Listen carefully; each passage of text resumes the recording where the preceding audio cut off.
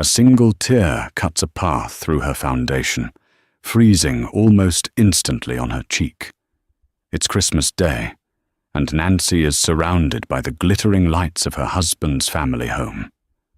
But the only gift she's receiving is a stack of divorce papers pushed across the polished mahogany table. Her husband, Julian, and his mother, Beatrice, watch with smug satisfaction as she signs her life away. They think she's a penniless, worthless orphan they are finally discarding. They have no idea that the orphan they just exiled is the sole heir to the Kensington billion-dollar empire. The scent of pine needles and slow-roasted turkey was supposed to be comforting. For Nancy, it was the smell of impending doom. For 6 years, Nancy had played the part of the good wife. She had dimmed her own light so spectacularly that she was no longer sure where the performance ended, and she began. When she met Julian Vance, she was an art history post-grad, managing a small, independent gallery. He was a junior associate at a prestigious finance firm, all sharp suits and sharper ambition. He'd found her refreshing, that was the word he used. You're so simple, Nancy. So genuine. Not like the girls I usually meet. Simple was code for poor. Genuine was code for malleable. She had never lied to him. She'd simply omitted. When he asked about her family, she told the truth. My mother passed away when I was young, and my father and I, we're not close. He's very busy with his work. Julian, and more importantly, his mother Beatrice, heard what they wanted to hear. Not close meant estranged and disowned. Busy with his work meant middle management at best. They painted her as an orphan, a girl from no background, and Nancy, desperate for a family and genuine love, let them. She believed that if Julian loved her, just Nancy, the gallery manager who wore second-hand coats and drove a 10-year-old car, it would be real. Her father, Arthur Kensington, had warned her. This experiment of yours, Nancy, he'd said, his voice clipped and precise over the phone. It's naive. The world doesn't reward martyrs. It eats them. I just want someone to love me for me, Dad. Not for the Kensington name. Not for the money. Then you'd better be a very good judge of character, he'd replied, a sigh heavy with the weight of stock tickers and board meetings. Call me when you're done playing. She hadn't called. That was 3 years ago. She had married Julian, moved into his sterile beige and grey condo, and slowly faded into the background of his life. Her job at the gallery was deemed a cute hobby. Her own salary, which she used to buy their groceries and pay the utilities, was dismissed as pocket money. Now it was Christmas. Their first Christmas hosting in their new house. A house Julian had bought with a surprise down payment Nancy suspected came from Beatrice. The house was a monument to his rising status, and Nancy was, once again, the unpaid staff. She'd been up since 5 a.m. The 20-pound turkey needed basting. The root vegetables needed roasting. The cranberry sauce, Beatrice insisted on homemade, not the tacky, canned rubbish, simmered on the stove. Julian descended the stairs at 10 a.m., smelling of expensive cologne and entitlement. He didn't come into the kitchen. He simply called from the hallway. Nancy, have you seen my engraved cufflinks, the ones from the firm? They're on your dresser, Julian, where they always are, she called back, wiping sweat from her forehead with the back of her wrist. He appeared in the doorway, already dressed in a cashmere sweater that cost more than her monthly paycheck. He frowned. You're still in your robe? Beatrice and Chloe will be here in an hour. Can you at least try to look presentable? He didn't notice the flower in her hair or the burn mark on her forearm from the roasting pan. He just saw an imperfection in his perfect Christmas portrait. I'll shower as soon as the pies are out, she said, her voice tight. Fine, just don't be long. He checked his watch, a gleaming Rolex. We have a lot to celebrate today. Nancy's stomach clenched. Celebrate? My promotion. It's official. We're finally moving up, Nancy. Senior Vice President. Which means, he said, straightening his collar, we're going to have to make some changes.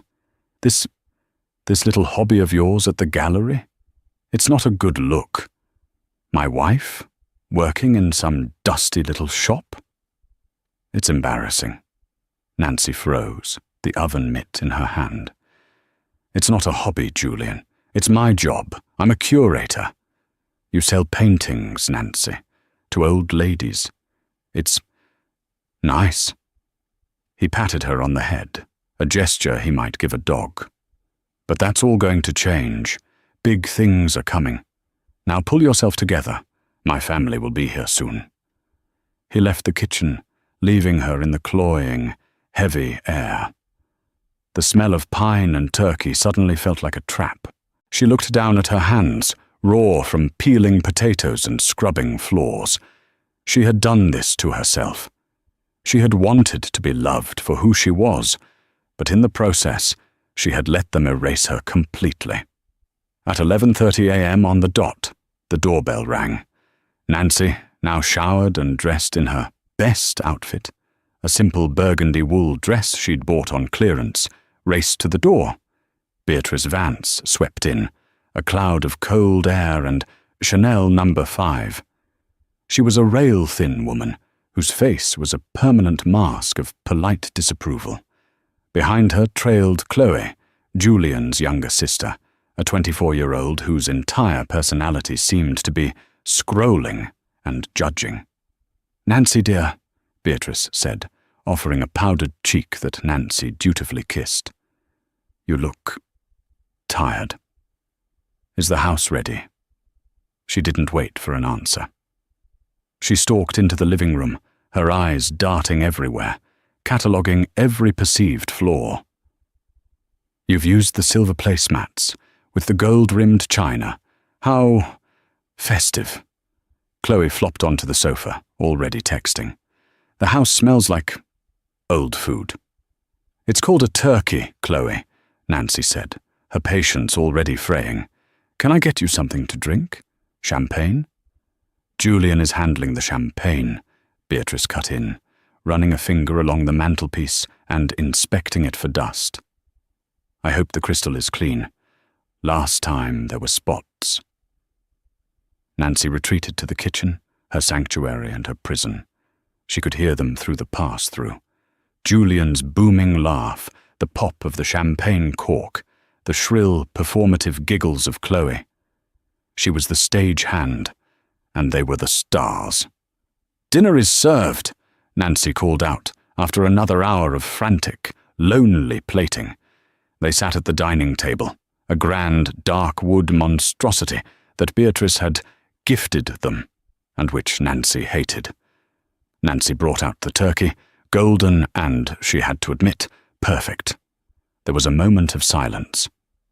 "Well," Julian said, sharpening the carving knife, "it's large." "The skin looks a bit loose," Beatrice offered, poking at a dinner roll. "Are these from a packet, Nancy?" "They're from a local bakery," Nancy said, her voice small. "Humph, store-bought."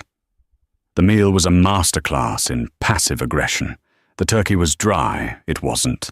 The potatoes were lumpy. They were perfectly smooth. The cranberry sauce was a touch too tart. It was Beatrice's own recipe. Nancy barely ate. She just pushed the food around her plate, her stomach twisted in a knot of anxiety. Julian and his family, meanwhile, were dissecting the future. "So, Julian," Beatrice said, dabbing her lips with a linen napkin, "now that this promotion is finalized, we can finally talk about the real future." "Mum, I know," Julian laughed. "One step at a time." "Nonsense. The next step is a partner," Beatrice said, her eyes sliding to Nancy for a fraction of a second. "Someone who can contribute. Someone who can host the partners' wives, sit on the charity boards. Someone with standing." Nancy's fork clattered against her plate. "I can host," she said, quietly. Chloe snorted into her wine glass. "Host what, Nancy? A potluck? The women on those boards wear couture. You shop at TJ Maxx." "That's enough, Chloe," Julian said, but there was no heat in it. He was looking at his plate, a small smile playing on his lips. "No, she's right, Julian," Beatrice said, placing her knife and fork down with a sharp click. "We've been patient. We've all been very patient. We've been waiting for Nancy to, I don't know, catch up, to assimilate. But it's been 6 years, and she's still the same little mouse we found in that dusty shop." "Mother," Julian said, and now his voice was firm. He held up a hand. "I agree." The world stopped. Nancy looked up, her heart hammering. "Julian!" Julian put down his napkin. He looked at her, but his eyes were cold, like a banker assessing a bad loan. "Nancy," he said, his voice smooth and rehearsed, "this isn't easy. But my mother is right. I'm on a new trajectory. I'm a senior vice president now. My life is changing, and my needs are changing." What are you saying?" Nancy whispered, though she already knew. The cold from the windows, the chill from Beatrice, it was all inside her now. "I'm saying," he said, "that I need a partner, not a project. I've given you 6 years to evolve, and you haven't. You're still the same person, with the same cheap coat and the same little dead-end job. You don't fit into my life anymore." The silence in the room was absolute. Even Chloe had stopped scrolling. "It's Christmas, Julian," Nancy said, her voice trembling. We're having Christmas dinner. And what better time than a day of new beginnings?" Beatrice said, her voice dripping with faux sympathy.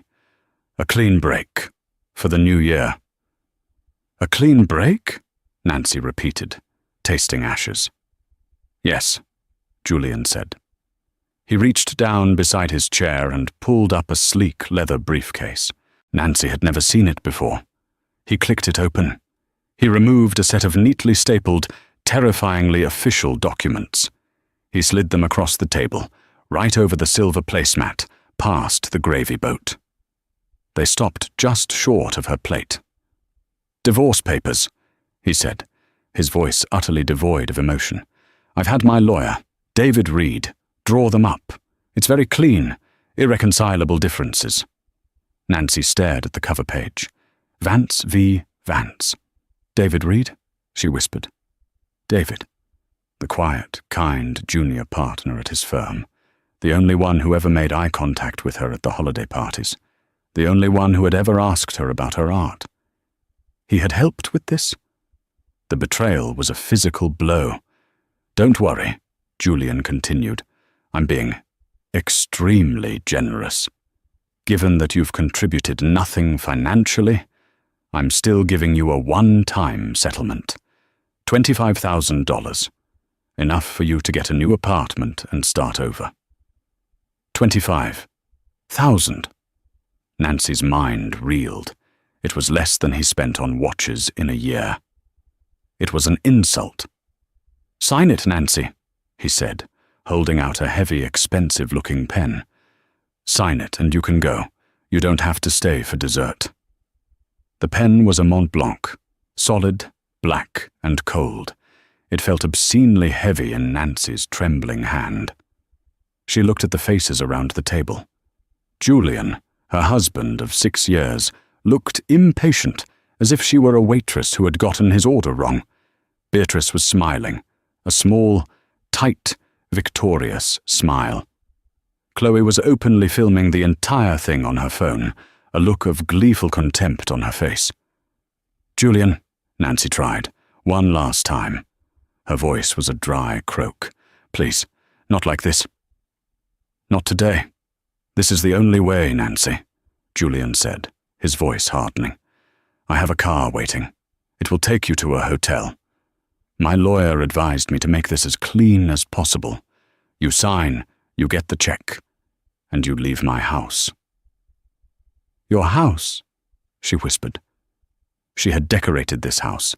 She had scrubbed its floors. She had chosen the very china they were eating off of. "My house," he confirmed. "My name is on the deed. Your name," he tapped the divorce papers, "is on this. Sign it." The tears that had been threatening all day finally came. They weren't loud, hiccuping sobs.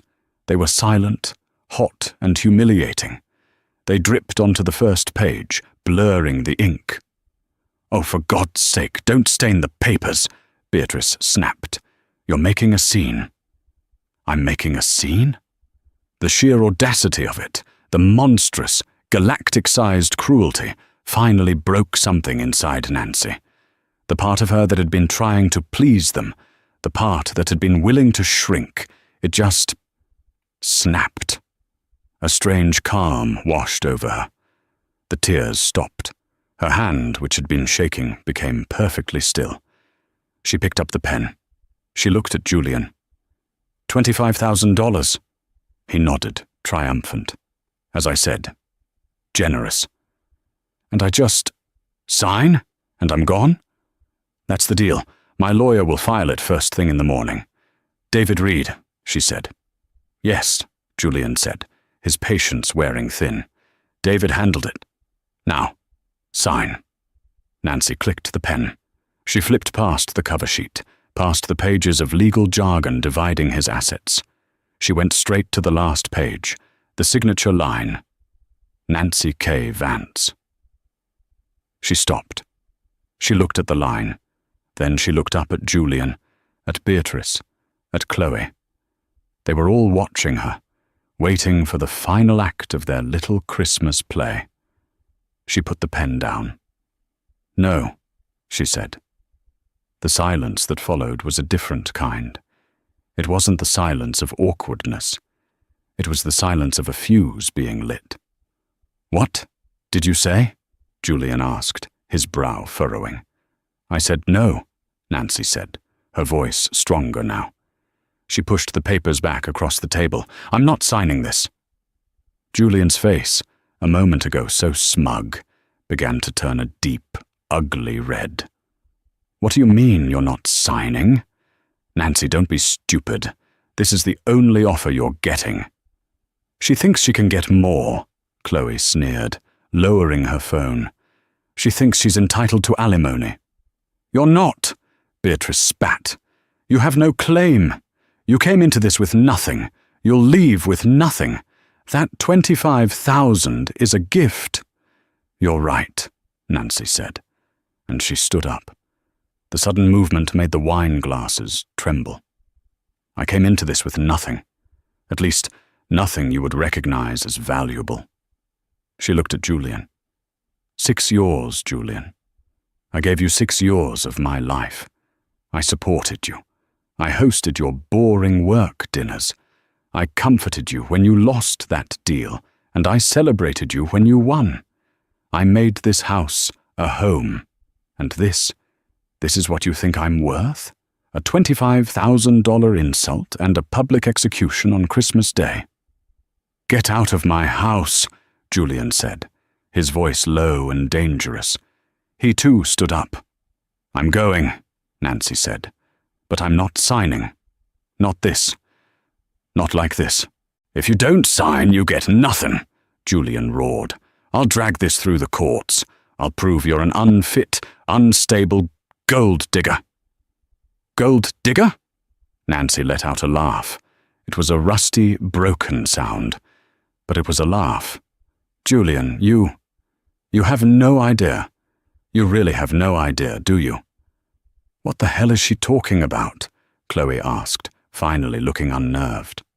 "She's hysterical," Beatrice diagnosed, sipping her wine. "No," Nancy said, pulling her simple cloth coat off the back of her chair. It was the cheap coat Julian so despised. "I'm finally perfectly sane." She walked to the front door. She didn't have her purse. Her phone was upstairs. Her keys were in her coat pocket, but the car was in his name. she had nothing. She opened the front door. The cold, dark, snowy night hit her. "You'll regret this, Nancy," Julian shouted from the dining room. "You'll come crawling back, but the offer's off the table. You'll get nothing." Nancy paused in the doorway. She turned, the warm, yellow light from the house spilling onto her. "Julian," she said, her voice clear and carrying in the still night air. "The papers your lawyer drafted. Did you read them?" "What? Of course Julian faltered. "Did you read them? Or did you just tell David to handle the mouse? What does it matter?" "It matters," Nancy said, "because my legal name, the one I've used on every document since we were married, is Nancy Kensington Vance." Beatrice scoffed. "Kensington? What a plain, dull name." "It suits you," Nancy smiled. It was the first real smile she'd given in years, and it was terrifying. "You know, you're right, Beatrice. It is a plain name. You probably hear it all the time, on the news, on the stock ticker, on— oh, I don't know, the tallest building in the city?" The wine glass in Beatrice's hand slipped. It shattered on the floor, red wine and glass splattering across the white rug. "Kensington. Holdings?" Beatrice whispered, her face turning ashen. Chloe's phone clattered to the floor. "Wait. Arthur Kensington. Like the billionaire. The one who— oh my God." Julian stood frozen, his face a mask of utter, uncomprehending shock. No, that's a different Kensington. You're a nobody. Your father you're an orphan." "I told you my father and I weren't close," Nancy said, pulling her collar tight. "I never said he was dead, and I never said he was poor. I just wanted a life where I was loved for me. I wanted to see if I could build something real without the money. How stupid of me." She looked at the three of them, frozen in their tableau of greed and horror. "So, no, Julian. I won't be signing. You want a divorce? You'll have to serve me. And my lawyers— well," she shrugged, "they're not as generous as you are. They're from Kensington Holdings' legal department, and they're very expensive." She stepped out into the snow. "Merry Christmas, Vances." She closed the door. The click echoed down the hall. For a full minute, the only sound in the house was the drip, drip, drip of the spilled wine soaking into the rug. The snow was falling thick and fast, and Nancy had never felt so cold. The cheap wool coat was a joke against the wind. Her thin-soled dress shoes were soaked in seconds. She didn't have a phone. She didn't have a wallet. She had, quite literally, walked out with only the clothes on her back and the keys to a car she could no longer drive. She walked. She just put one foot in front of the other, the adrenaline of the confrontation fading, leaving behind a bone-deep, icy terror. What had she done? She had played her one and only card, the card she had sworn her entire adult life she would never play. She had run from the Kensington name, from the suffocating expectations and the isolating power of her father's wealth, only to use it as a weapon in the ugliest way possible. But God, it had felt good. Seeing the blood drain from Beatrice's face, the raw, idiotic confusion on Julian's. It was a petty, hollow victory, but it was something. Now, the reality. She was on a dark, suburban street on Christmas night. The houses were all lit up, full of families. Families like the one she had just blown apart. A taxi was out of the question. A bus? She had no money. She walked for what felt like hours, a ghost haunting the perfect Christmas neighborhood. Her feet were numb. Her tears were freezing to her eyelashes. She was starting to shiver, a deep, uncontrollable rattle. She finally stumbled into the fluorescent-lit haven of a 24-hour convenience store, the only thing open for miles. The clerk, a young man with headphones, gave her a look of mild pity. "You okay, lady?" Can I use your phone?" she stuttered, her teeth chattering. "It's an emergency." He sized her up, crying, soaked, no purse. He sighed, then slid the store's cordless phone across the counter. "Local only. Make it fast."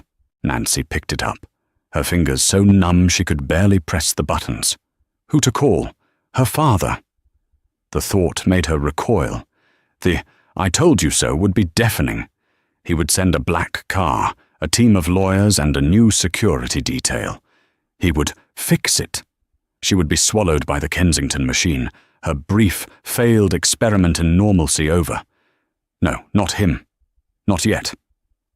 She dialed a number she knew by heart, the number to the one place that had ever felt like her own.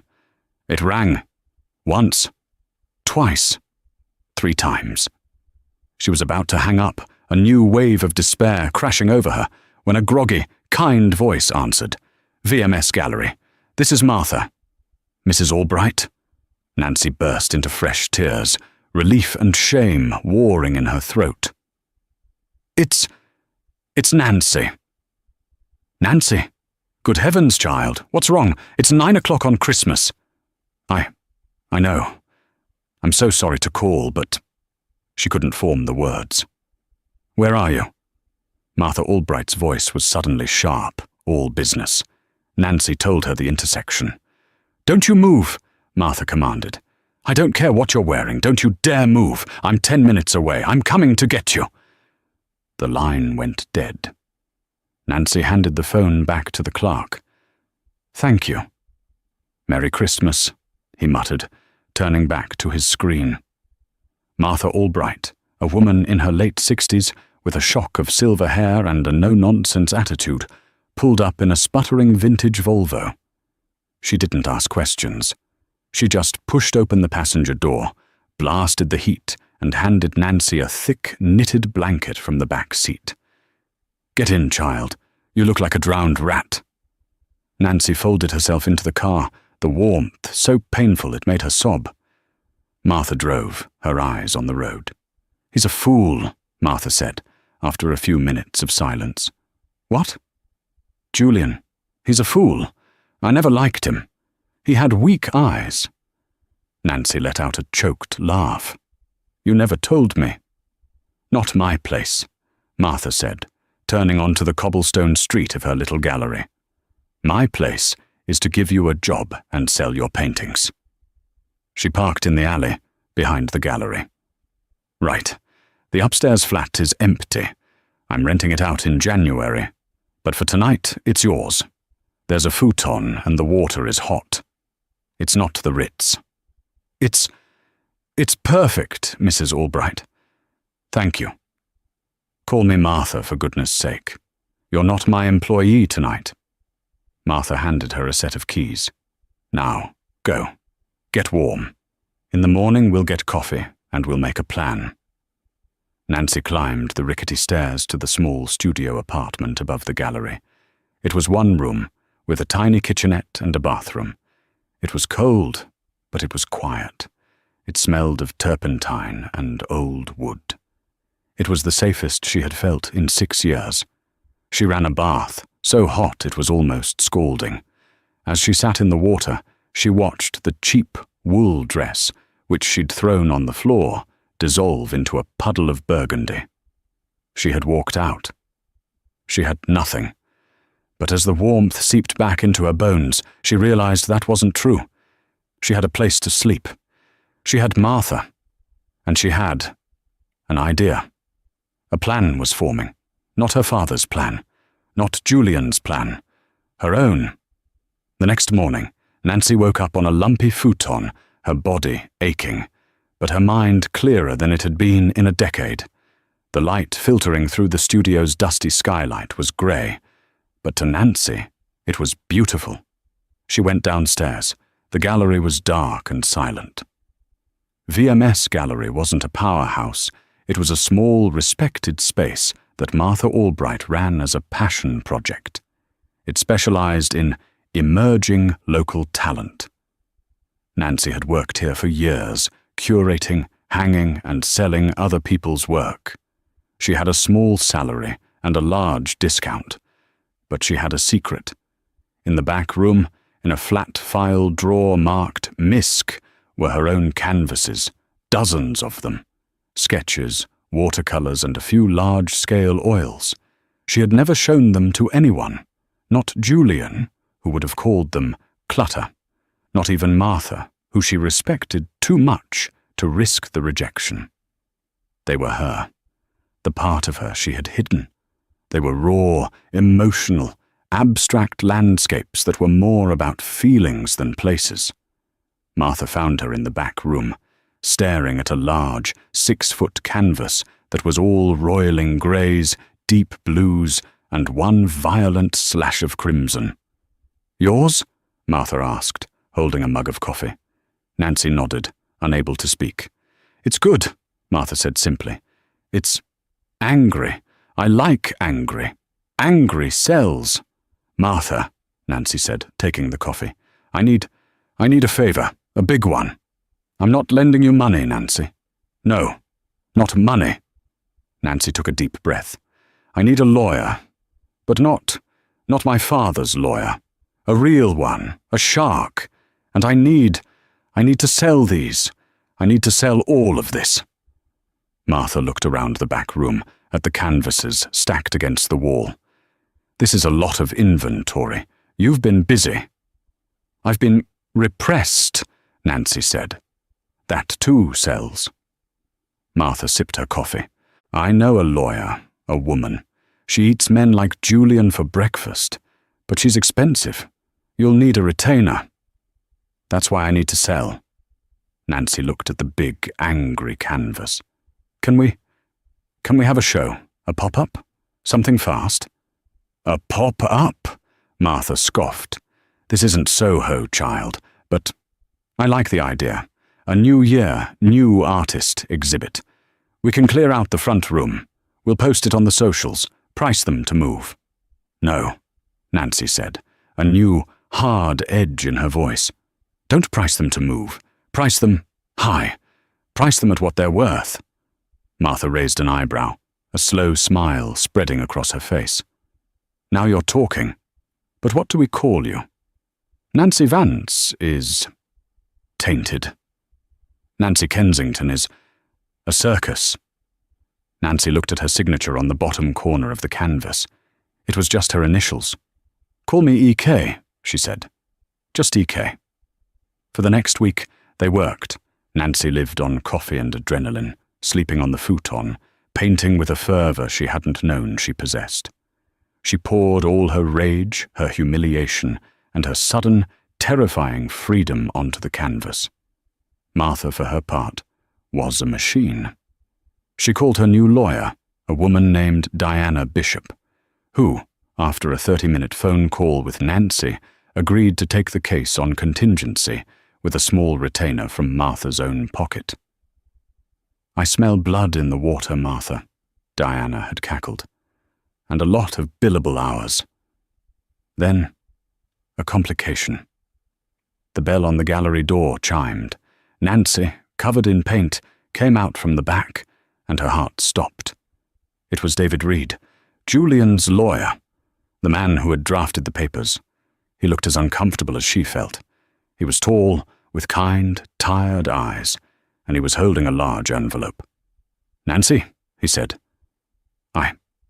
I'm so sorry. I've been trying to find you. I went to his house.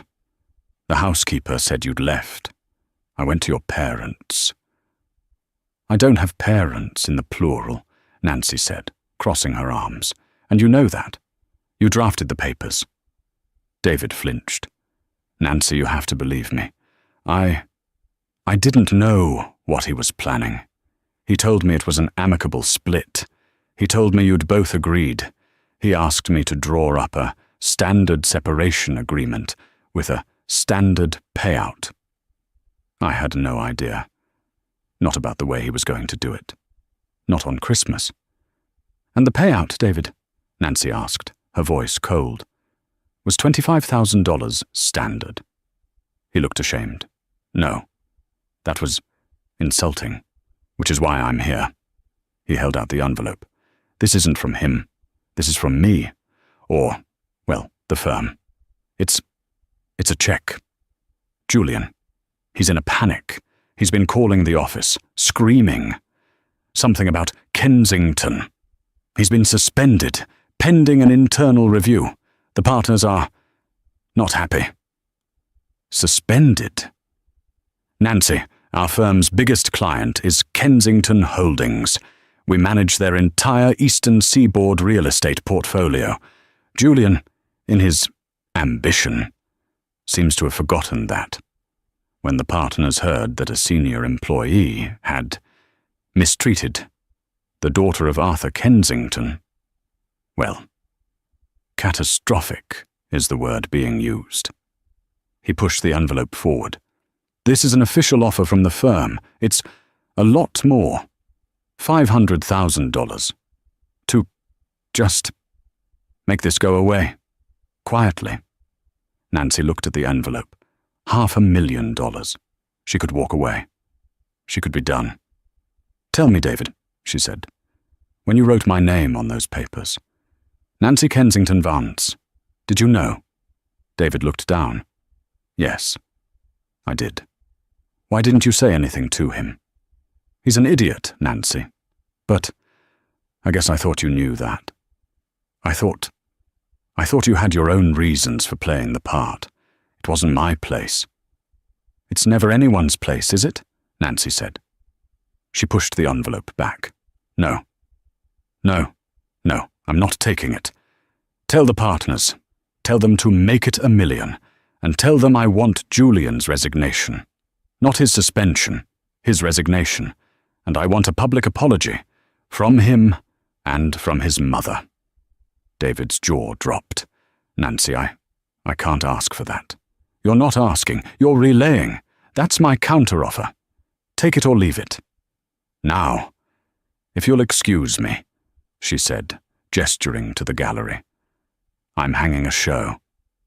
David looked past her, at the canvases leaning against the walls. His lawyerly expression softened. My God. Are these yours? Ike, Nancy said. The show opens New Year's Eve. Ike, he repeated, a slow smile dawning. I see. Well, Ike, I think I might know a few collectors who would be very interested in this, as a personal apology for my part in this. He walked out. Nancy watched him go, then looked at the big, angry canvas. Maybe she wasn't as alone in this as she thought. The EK project, as Martha called it, came together in a blur. The New Year's Eve show was a gamble. Most of the city's elite would be at black tie galas, not a pop-up art show in a quaint gallery. But David Reed was true to his word. And, as it turned in, he wasn't just a lawyer. He was a man with a very influential black book. At 7 p.m. on December 31st, the gallery was quiet. Nancy, in a simple black dress Martha had lent her, was nervously adjusting a price tag. What if no one comes? Nancy whispered. They'll come, Martha said, pouring 2 glasses of champagne. And if they don't, we'll drink this whole case and get wonderfully, stupidly drunk. At 7:05, the bell chimed. A man and a woman in tailored black coats entered. They didn't look at Nancy or Martha. They just looked at the art. They moved from canvas to canvas, speaking in low, hushed tones. At 7:15, 3 more people came in. By 7:30, the gallery was packed. Nancy didn't recognize any of them. They were not Martha's usual crowd. These people wore quiet, expensive clothes. They didn't talk about the colors. They talked about brushwork, emotional honesty, and investment potential. David Reed arrived at 8 p.m., not in a lawyer's suit, but in a well-cut tweed jacket. He found Nancy hiding by the back room. You did this, she said, motioning to the crowd. I made a few calls, he admitted. I told some people that the most exciting new artist of the year was having a secret, one-night-only show. The mystery. It's a powerful sales tool. But will they buy? Oh, they're buying, David said, smiling. See that woman in the red scarf? That's Genevieve Harding, the critic from the Times, and she's got her checkbook out. A small red "Sold" sticker went up, then another, and another. A man cornered Martha. I want the big one, he said, pointing to the angry 6-foot canvas. The one in the window. The Christmas incident. That one, Martha said, is $30,000. Nancy's head snapped around. 30,000? The man didn't blink. I'll take it, and whatever else EK has in the back. By 10 p.m., every single piece had sold. Everyone. The red stickers were a constellation of victory. Nancy sat in the back room, her head in her hands, as Martha counted a stack of checks.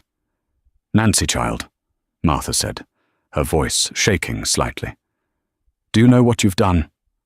I have no idea.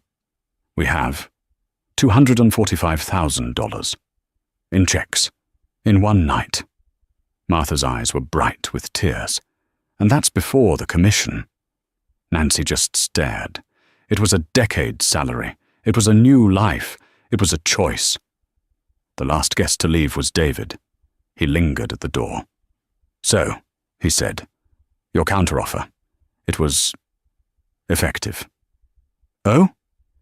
Julian has resigned, effective immediately. His indiscretion was deemed too great a liability. Beatrice has been disinvited from the Charity League, permanently. Chloe's influencer sponsorships have all mysteriously dried up. The Vances are social pariahs. And the money. $1 million, David said, has been wired to an account of your lawyer's choosing, in exchange for your silence on the firm's near miss.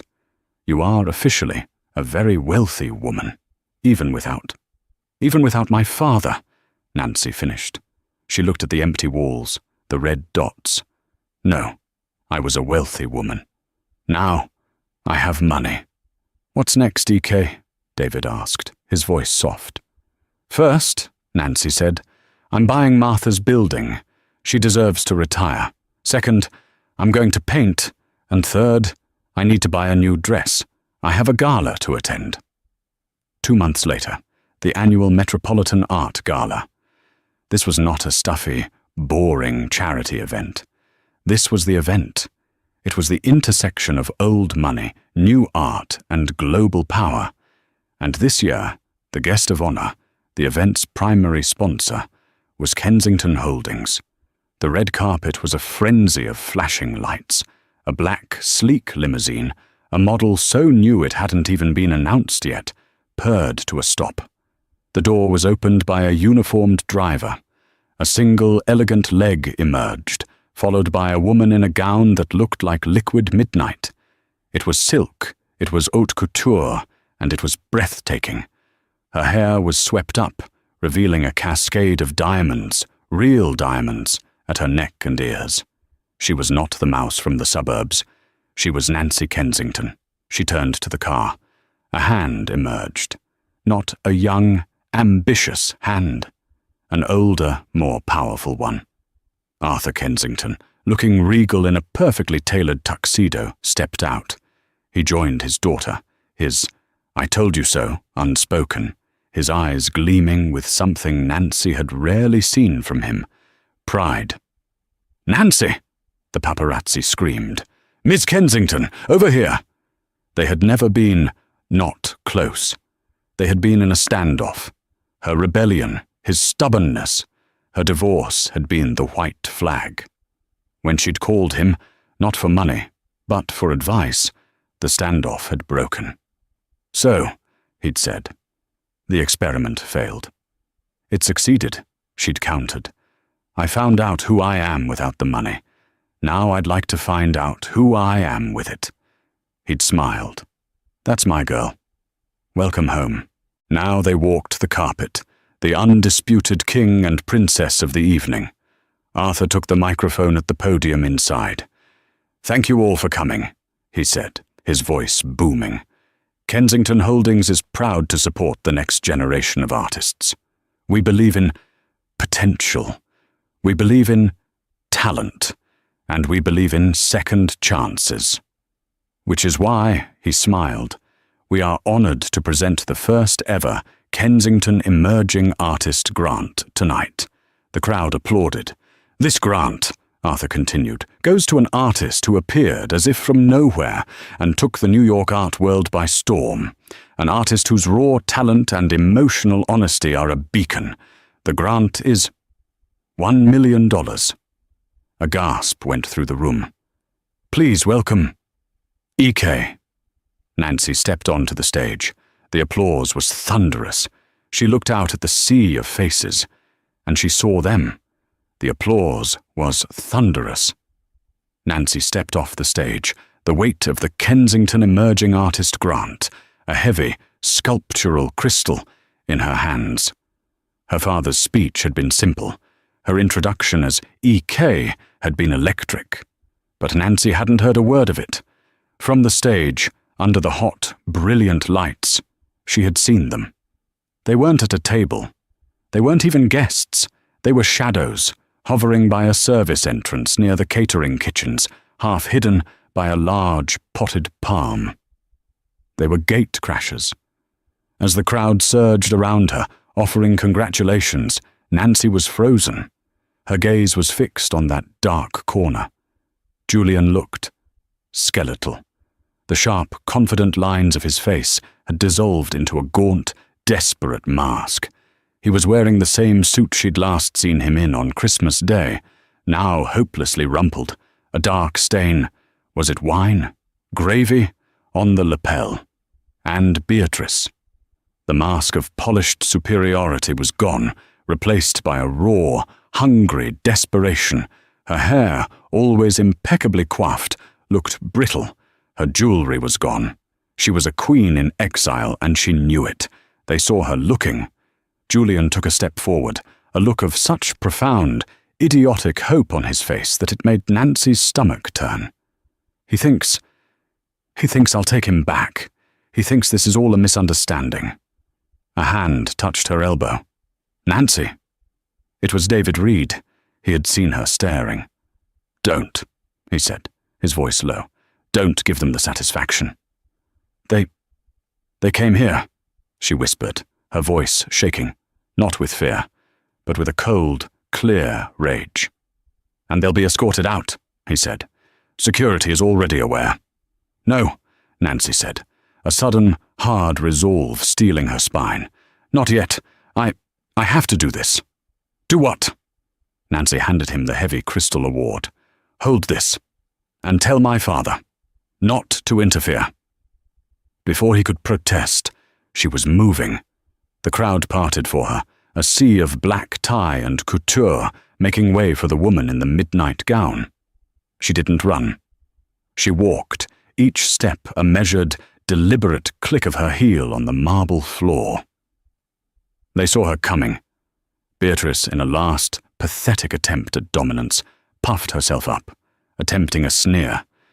Julian just looked like a man about to be saved, or executed. "Nancy!" Julian burst out, his voice a hoarse, cracking whisper. He lunged forward and grabbed her arm. "Nancy, baby, my God, you look... Kensington. You're Kensington. Arthur Kensington's daughter." The sheer, unadulterated stupidity of it all hit Nancy. He wasn't a monster. He was just a fool. A greedy, ambitious, short-sighted fool. She looked down at his hand on her arm, his fingers digging into the delicate silk. "Let go of me, Julian. No, not until you listen," he hissed, his eyes wild, darting around the room. I made a mistake, a terrible, terrible mistake. But it was a test, don't you see? I had to know.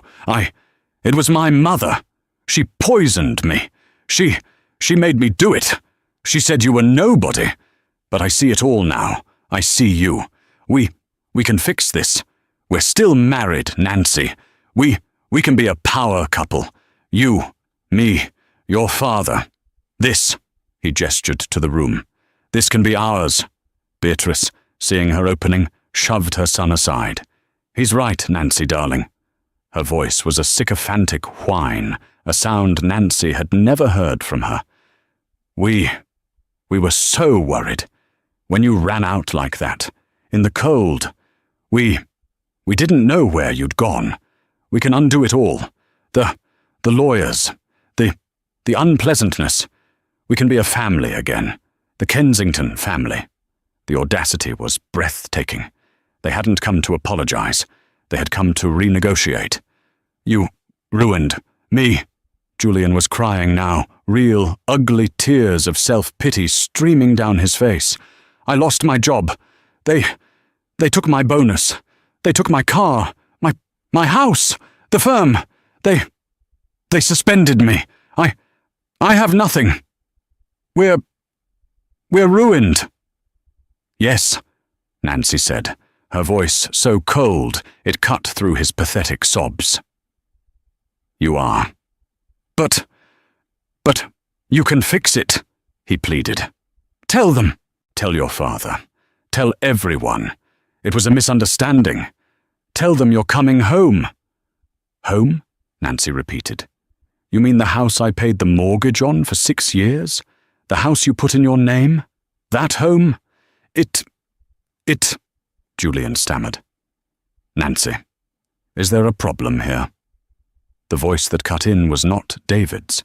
It was deeper, colder, and carried the effortless authority of a man who owned the building they were standing in. Arthur Kensington. He was flanked by 2 security guards who looked less like men and more like small, well-dressed mountains. David stood just behind him, holding Nancy's wrap, his face a mask of professional neutrality. Julian's hand dropped from Nancy's arm as if he'd been burned. He stared at Arthur Kensington, his mouth opening and closing like a beached fish. Sir, Mr. Kensington, Julian finally sputtered. Sir, I'm Julian Vance, Nancy's husband. This is all just a terrible lover's quarrel, a misunderstanding. You are not her husband, David Reed said, stepping forward. His voice was calm, but it was the calm of a winter's day. The divorce was finalized last Tuesday at 9:04 a.m.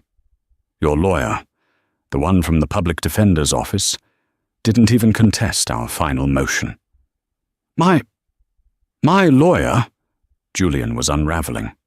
Yes, David continued. The one you were assigned after you defaulted on the retainer for your private counsel. The one you couldn't pay. The settlement, Julian, was 0. A prenup! Beatrice shrieked, the last vestiges of her dignity shattering. You tricked us. There was no prenup. Oh, but there was, Arthur said, speaking for the first time. He looked at Julian with the dispassionate interest of a scientist studying an insect. Did you think I'd let my daughter experiment without a safety net? I had David's firm draft it years ago. Julian, you were so excited to protect your own paltry assets, your future earnings, that you signed it without reading the fine print. Arthur smiled, a reptilian, bloodless expression. The clause that stated any and all Kensington assets, trusts, and future inheritances were unassailable. You signed away your rights to my daughter's name before you even knew what it was. You played yourself, son. This was the final, killing blow. The realization that he had never, not for 1 second, been in control. He had been a pawn in a game he didn't even know he was playing. Julian just broke. He stared, his face a hollow mask of utter defeat. Beatrice, however, had one last bit of venom. She lunged, not at Arthur, but at Nancy, her hands clawed.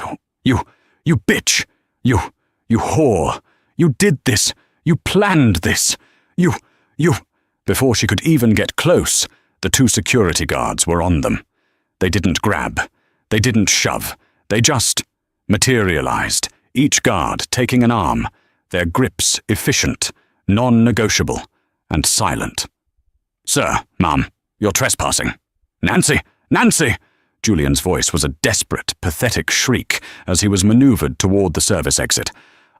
I loved you. I get something right? For my pain and suffering, for the $25,000. You still owe me the offer." This was his last, pathetic plea. Nancy stood still for a long moment. The entire gala was watching. The music had stopped. She looked at this hollow, broken man. She turned to her father. "Dad, do you have any cash on you?" Arthur, a flicker of amusement in his eyes, reached into his tuxedo jacket and pulled out a bill from his money clip. A single, crisp $100 bill. Nancy took the bill. She walked up to the flailing, weeping Julian. The security guard holding him did not stop her. She didn't hand him the money. She tucked it into the breast pocket of his stained suit, a gesture one might give a cheap bellhop. "Here's your generous settlement, Julian," she said, her voice a whisper only he could hear. "For your services. Now get out of my sight." It was the most profound, public, and personal humiliation possible. He was dragged out, with Beatrice screaming about lawyers and inhumanity. The moment the service door swung shut, the gala's orchestra leader, with a sharp tap, tap, tap, struck up a jaunty tune. The bubble of polite society closed in, and the Vances were gone. Nancy was shaking. The adrenaline was fading. David Reed was at her side instantly, draping her wrap over her shoulders. "Are you all right?" She took a deep breath of the air, which suddenly felt clean. "I am now." She, Arthur, and David stood on the terrace a few minutes later, overlooking the city lights. "A prenup?" Nancy asked, a small, wry smile on her lips. "I am a billionaire, Nancy. I'm not a fool," Arthur said. "I just needed you to see the tiger's stripes for yourself. I'm sorry it took so long. It's okay, Dad." She used the word Dad for the first time in years. It felt right. "So," Arthur said, turning his gaze to David. "David Reed. The only lawyer at his firm smart enough to read a name." "Mr. Kensington," David nodded, respectful but not intimidated. "He's my new gallery director, Dad," Nancy said, and she didn't link her arm with David's. This wasn't a romance, it was an empire. "He's managing the EK Fund, the grant. We're opening a new gallery for other emerging artists." "Humph," Arthur said, but he was smiling, a real proud smile. Good. Business and art, a true Kensington. Just don't call me Dad in public. Arthur is fine. We have an image to maintain." Nancy laughed, a real, genuine, free laugh that floated out over the city. Her city. She was no longer a shadow. She was no longer an experiment. She was Nancy Kensington, and she was just getting started. What did you think of Nancy's ultimate revenge? Have you ever seen someone so underestimated? This story shows that the best revenge isn't getting angry, it's getting everything, and that true value is something people like Julian and Beatrice will never understand. If you were moved by Nancy's story, please show your support by hitting that like button. It really helps the channel grow and find new stories to tell. Don't forget to subscribe and ring that notification bell so you never miss a single upload. We post new dramatic stories every week, and you won't want to miss what's next. And now, I want to hear from you. What was the exact moment you started cheering for Nancy? Was it the signing? The gala? Leave your thoughts in the comments below. Share this video with a friend who loves a powerful story of justice. Thank you for listening, and we'll see you in the next one.